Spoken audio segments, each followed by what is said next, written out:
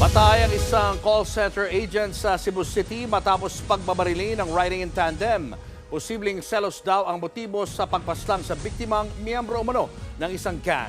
Nasa frontline na balitang yan si Gerard de la Peña.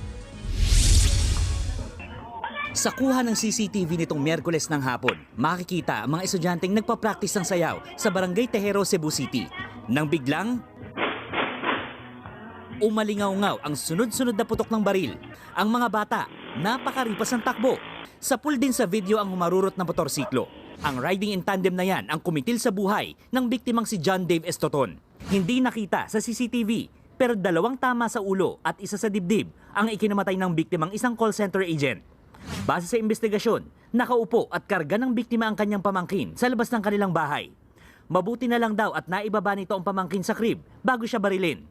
Tinitingnang anggulo ang pagkakasangkot ng biktima sa isang gang.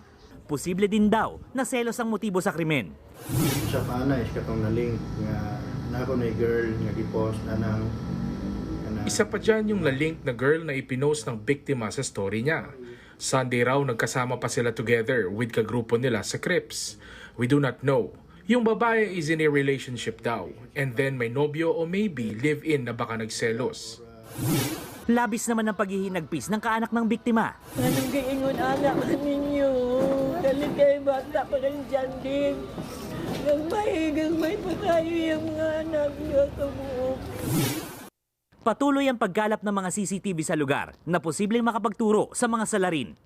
Nagbabalita mula sa Frontline, Gerard de la Peña, News 5. Mga kapatid, Julius Babaw po. Iba na ang may alam at may pakialam sa panahon ngayon.